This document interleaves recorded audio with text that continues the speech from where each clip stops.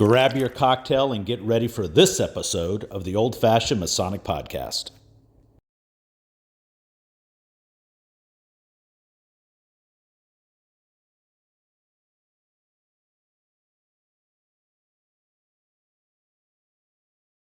Welcome to the Old Fashioned Masonic Podcast, where we talk all things Freemasons while drinking an old fashioned. I'm Brian. I'm Dave.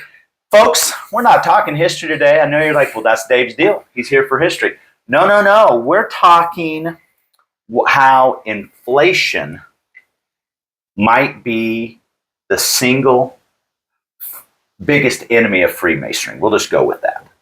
Okay? And I think we may try to make the case that the biggest the biggest enemy of Freemasonry could be inflation, right? Yeah. And here's some arguments we're going to post. So I'm going to kind of start with this.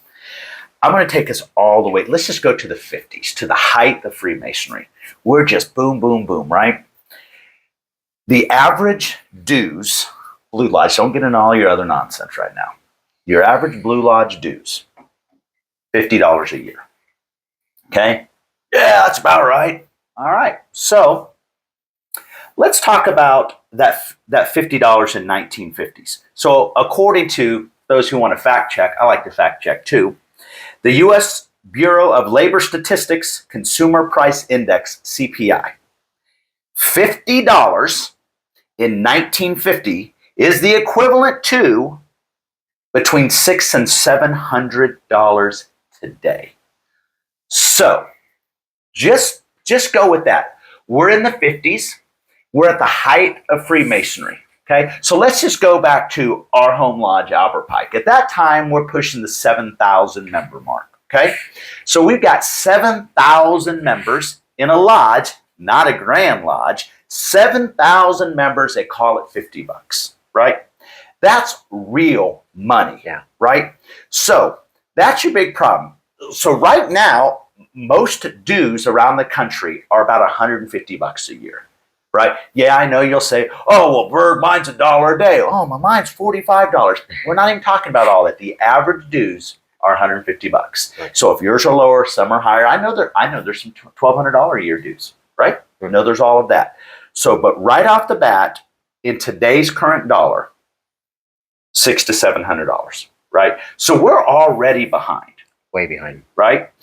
And so from 1950 to now, let's talk about some things that just might have gone up in price. Let's just talk about a few things. Let's say we built the building in 1949, so it's already built. Okay? Let's just say we paid for it for some reason. We're already ahead of the deal right there. You still have operating costs, right? Mm-hmm. So utilities, quite certain they're different in the 50s than they are now.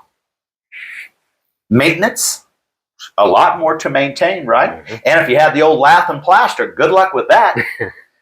Insurance, and in some states you can't get insured, right? And some of them don't want to insure these old buildings because if you go back to maintenance, because we haven't kept up with dues that we can't afford to maintain, therefore we might have an asset that's not insurable.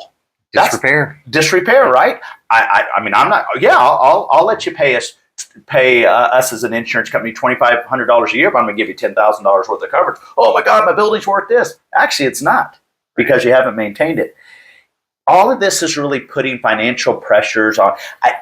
Part of the reason, yes, inflation's a big enemy to masonry, but a lot of these buildings. So we're fortunate to have the treasure trove that we have at our lodge, mm-hmm. and we don't own a building. I don't think we've ever owned a building in the history of our existence since 1895. And I think that's probably a good part of why we're financially sound. And our lodge hasn't raised the dues like they should either. I just want to, if somebody's like, oh man, Bird and Thomas are shooting shots at us. Now we're shooting shots at all of us, right? Because we talk about it a lot there. So I kind of took the first part of this and set it up with inflation. So stay with us. Don't say that, oh my God, Bird's going to tell us we need to have $700 dues, maybe. But just stay with us here. So we've set the stage that right off the bat, at the height of masonry, when the numbers are up and the dollars are up, we're banking. Now bring us to where we are. Membership's declining, expenses are going up. At some point that crossed. We didn't react. Right. Right? Like 30 years ago that crossed, if not more. Yeah. Just go back there. Guys, let me age you. 30 years ago was the mid-90s. That is terrifying. We were adults. When you say 30 years ago, you're thinking, oh my gosh, Right. I mean, was that when Washington was around? Nope. So what else have we done wrong? Why is inflation an enemy? Well, I mean, partly because we haven't, as you've laid out, we haven't stayed on top of it, right? It's much harder to make that adjustment in leaps instead of steps, right? Yeah. So overcorrection. Yeah, if we need to get where we should actually be, I mean, it's the end of the world trying to raise dues in lodge $5 a year. Or Grand Lodge per capita. Heaven forbid, Grand Lodge per capita. We asked it to go from $35 a year to $40, a $5 increase. Oh my God, we can't do that. Are you drinking a Starbucks coffee? I'm pretty sure you just paid for that. I just shit on Starbucks for no reason. They're not a sponsor. That's probably one of the many reasons why. They they won't be now. Yeah. But yeah, it is part of that. And so there's another dynamic into the strain on lodges because of inflation. And that has to do with when budgets get tight, families eliminate what is unnecessary. Yep. And I mean, that's a big deal. I mean, Masonry is already competing with all the other things out there that men can be doing. And that, because there used to be less options, right? Right. We had 7,000. 3 channels on TV, right? Mom was taking care of the kids. You didn't have that responsibility to tote them around the soccer practice. Right? That wasn't a thing. So now add money into the consideration of other reasons why men don't need to be in lodge, and it exasperates it.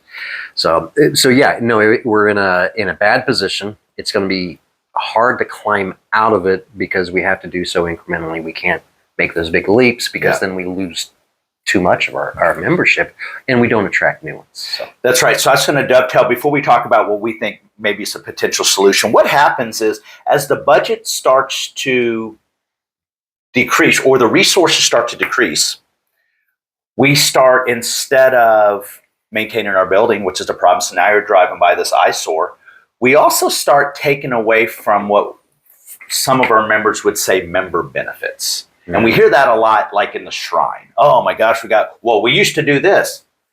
Yeah, we used to have this many members, and remember, you voted down the dues increase, so yeah, we can't do that. So, but what happens is the stuff that kept our members coming, or a little bit of a nicer meal or a better meal. So instead of, oh my God, we there's no way we can charge $10 for that meal. We've always charged $7. Well, the meal cost us $9. So we're going to lose that. We're getting less money now, less membership, and we're just continuing to starve. It's a hemorrhage money. Right. I think that we treat these fraternities, and I know everybody's going to say, oh God, Bert's going to start talking about running it like a business. Push that to the side. Run it like your household budget. If your household budget is decreasing, your revenue in is dropping, you just can't maintain your same lifestyle. So something's got to change. You either need to, all right, well, honey, we still want to do the family vacation. Okay, well, I need to pick up a side hustle. Or you need to pick up a side hustle. Or what can we give up that isn't a detriment to our family? Let's put Netflix to the side. Okay, well, that's an extra $15.99. What can we do with that? Yeah. Right? I don't think that we treated our budget that like we were going to have 8,000 members a year at the equivalent of $600 a year for eternity, and we got comfortable. We got complacent, right? Right. Oh, yeah. And smart lodges are actually planning for the future decline, too. Exactly right. They're not looking forward to, well, we're going to plateau at some point. Right. That's a rose-colored glasses there. This is, a lot of people look at inflation, 6-7% and think 6-7%. But that's on everything. And so that's every step of production, right? Yep. So when we start getting into dinners and food and that kind of stuff and all the other things that we do, when I first started to see this inflation, I don't do a lot of the grocery shopping. Thank you, Sonia. But I do buy my coffee because my wife does not drink coffee. And I've always bought the same thing in bulk. And it's $5 exactly for these little things. And I'd get them at the local grocery store. I always knew they were $5. So one day I ran out, and it had been quite a while because I buy them in bulk. And I went on Amazon to buy my favorite brand, and it was $8. That's not going to work. And it's a percentage increase. A lot of you are saying that's only $3. Don't talk dollars. Let's talk percentage. Let's talk percentage. Right. Yeah. And so I thought, well, Amazon's overcharging for that. I'll just go to my local grocery store. And then it was $9 when I got to the grocery store. So in just that year, it had almost doubled because those, that incremental. Well, it costs more to ship it there, to produce it, to put it on a truck, to pay higher labor every time that we talk about labor going up, right? That's a pass through to the consumer. Right. So these people talking about 6% inflation, that means your grocery bill, other bills, they're doubling and tripling. And so that is a huge strain on the lodge. And inflation doesn't go away, right? No. So we have to plan on that. We've got to plan on lower lodge membership. We've really got to put some things into place to set us up for the future. I agree. So let's talk about if we were running the lodge today and it was a dictatorship and we said this is what we think we need to do. We're going to toss some ideas. If it were me, I think the first thing we need to do is have full transparency. A lot of our lodge meetings, we don't want to talk about the bills. No, we don't need to read the receipts and all that crap. You do your consent agenda. But I think at least once a year, we need to set everyone down and have what I'd call family dinner. Guys, this is what our operating budget our officers put out for the year. And I'm just gonna throw some numbers out. Our operating budget's $50,000. Great. And of the $50,000, these are all the things. These are what we have to do, and here's some programs we're going to do. Great. Does everyone agree with that? I think it's great. It's a great job. Great. But let me tell you about the $50,000. $30,000 of it came from dues. Okay. You want to know where the other 20 came from? No. Long-term investments. And it's fine when you're into the interest, but once you start getting into the principal, you got problems. So if it were me and I had the lodge all on board, say, okay, you guys like it? Great. So we got a $20,000 shortfall. How do we do this, men? That's the time that almost leading into that next year, you either say, of our members here, we have 1,000 members, okay, and we're 20,000 short. Because some of our members aren't going to throw that extra 20. Can everybody to maintain our standard to be Pike proud, that we like to hashtag Pike proud? I love to hashtag Pike proud.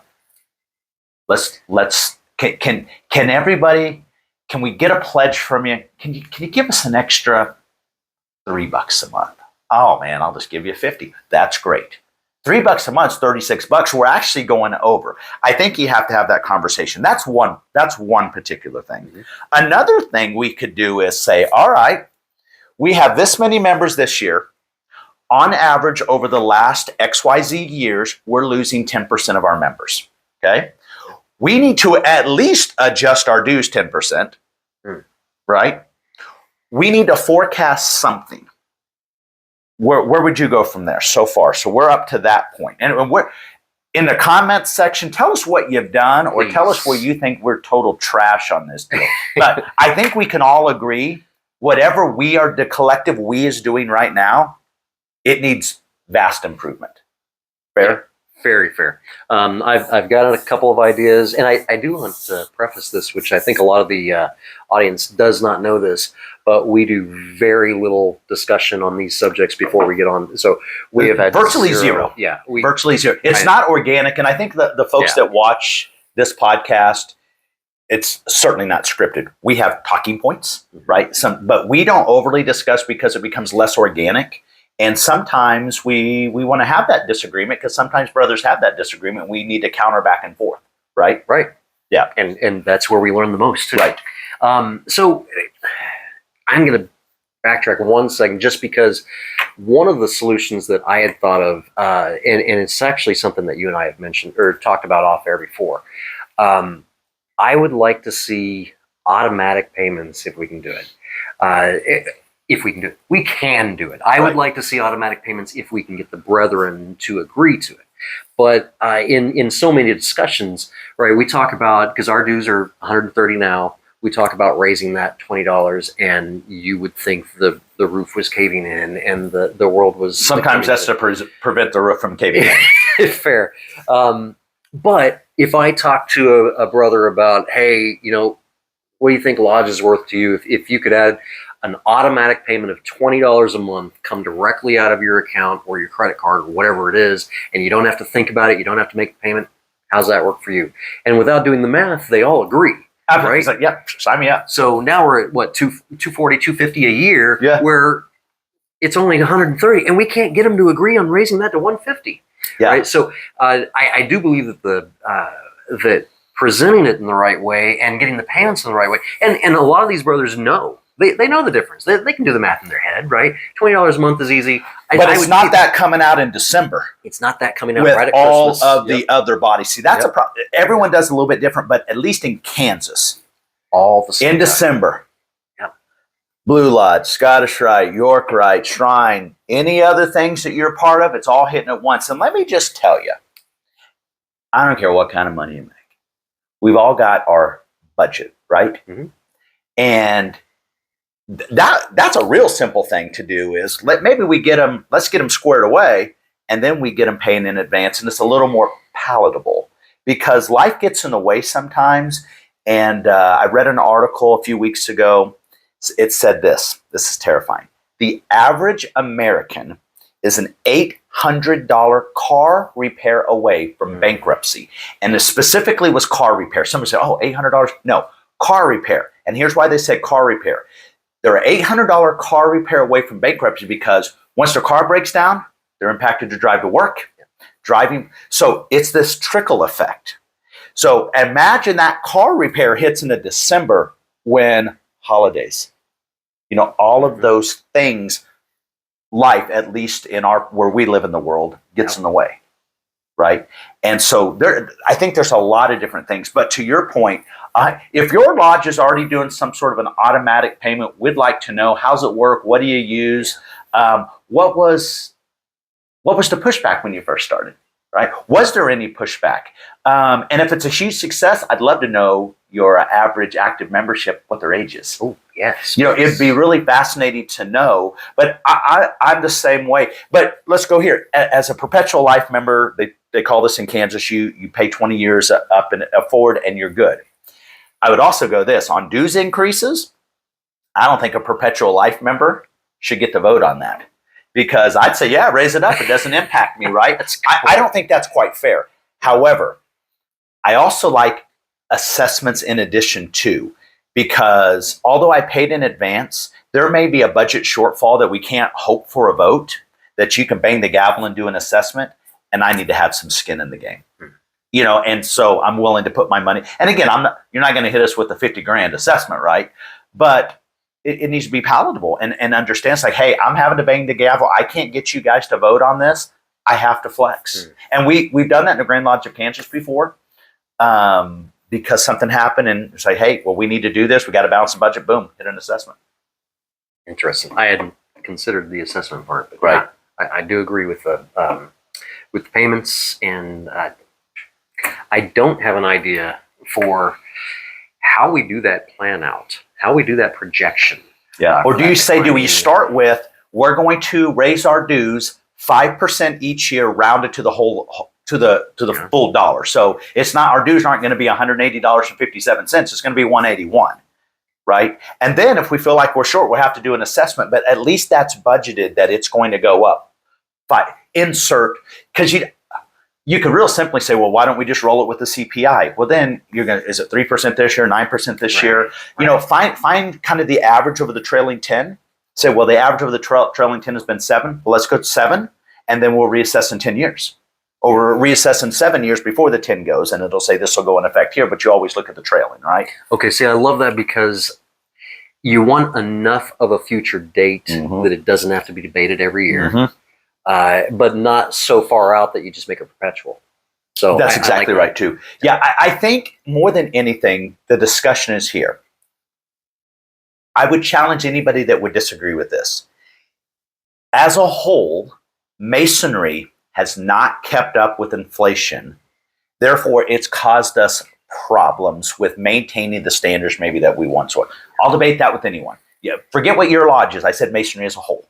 As a whole, we've missed. So as a whole, what do we do? And it's important that we share our success stories. If you've done something at your lodge that has totally changed the trajectory in a positive direction, reach out to us. The email's across the bottom of the screen. Reach out to us. We'd love to get you on and share that story. Because although it may not fit 100% someplace else, one or two of the ideas may help that other lodge so they can take it back and maybe use it as a Masonic ed piece and say, this is a case study, an actual case study. And oh my gosh, they've got 100 members. We've got 100 members. If they can do it in insert town, Ohio, we can do it in insert town, Tennessee. I love it. Right? And sorry to bring in politics and history, but this is what he does. you made a point that one of the reasons that we have different states and not one big country, right? And one of the reasons, at least what I've read, that the original Grand Lodge wanted to petition out, other Grand Lodges rather than being over everything, is because experimental labs help everybody get better. So in America right now, we've got 50 different laboratories working on things, and we get to see which works and possibly 100 when you count Prince Hall. That's what right. Yeah. So that's what I'm hoping. We're not talking about you Clandies with your 750 bogus nonsense. I said what I said. I'm still not done with you boys. But throw us your ideas, because all of that, even if it works where you are and wouldn't work here, every idea helps, and that I'm excited about that. Yeah. So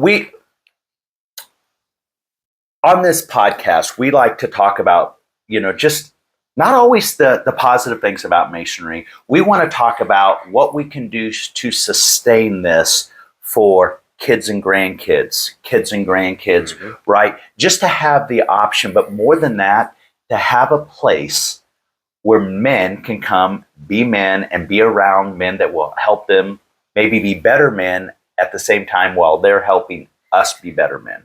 So that's just the essence of the fraternity that I think that we strongly believe in. And we'd love for you guys to share your success and failures, because that's what's going to help us evolve as Freemasons.